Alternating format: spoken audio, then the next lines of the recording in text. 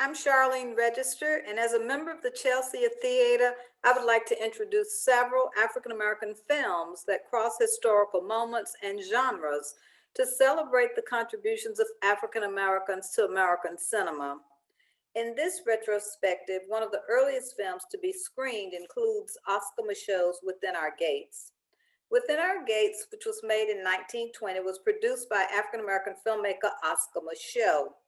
He made some 45 films between 1918 and 1948. But Within Our Gates was his second release. It was produced in 1920. And he, in fact, focuses on a Black sharecropper who's wrongly accused of murdering his white boss. The film was very controversial because it contains a lynching scene and disappeared from the American Film Archives until the 1970s when it was discovered in Madrid, Spain, and returned to the US.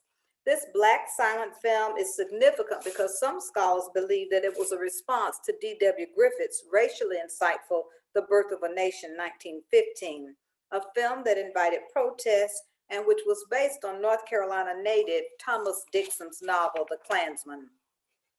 Carmen Jones, 1954. It was made by Otto Preminger, and it featured an all-Black cast musical that focuses on a failed romance between a Black World War II soldier played by Harry Belafonte and a Black hypersexualized factory worker played by Dorothy Dandridge. The film was an adaptation of the opera Carmen and utilized white operatic voices for the songs the Black protagonist sang. The film is significant because Dandridge becomes the first African-American actress to be nominated in the category of Best Actress at the Academy Awards, and she emerges a Black star. Dandridge is such a dominating figure in the film that some critics contend that she emasculates her male love interest. And considering the film's gender politics, as a woman, she's punished for doing so at the film's end. Carmen Jones was very popular among Black audiences because it featured a wide range of Black talent. Daughters of the Dust was made in 1990 by an African American woman filmmaker, Julie Dash. It was in this film that she recreates Black life through the lens of Black women who attempt to preserve their spirituality, traditions, family, and culture at the turn of the 20th century from the Sea Islands of South Carolina. It was one of the best made films when it was released, not only for its narrative and depiction of Black women, but also for its cinematography.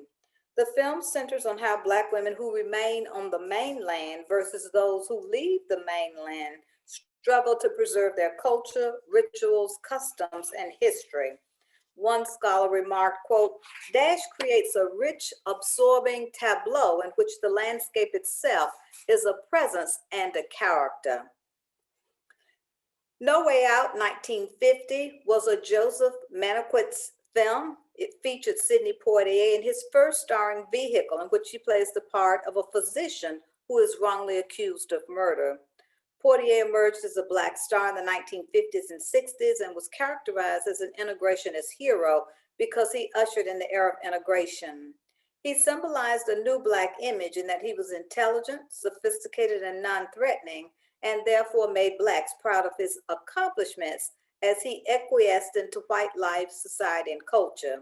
At the same time, he garnered wide appeal among white audiences who eagerly accepted Poitier for his ability to make Blackness palatable, particularly during the emergence of a new era of liberalism that occurred at the height of the Civil Rights Movement.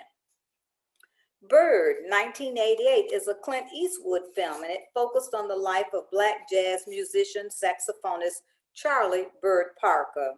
Eastwood reportedly became enamored with Parker when he heard him play as a teenager in California, and he desired to bring this biopic to the screen in an effort to capture Parker's spirit, musical talent, and the aura of the jazz age. Black actor Forrest Whitaker reconstructs the struggles of Parker's quest to excel at his music, assert his masculinity, and ward off his internal demons.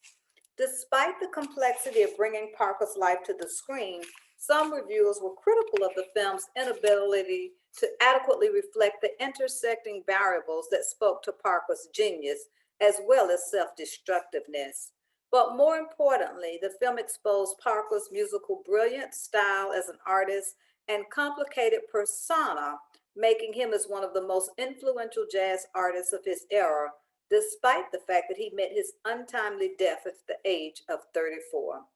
Thank you and welcome to this retrospective on African American cinema.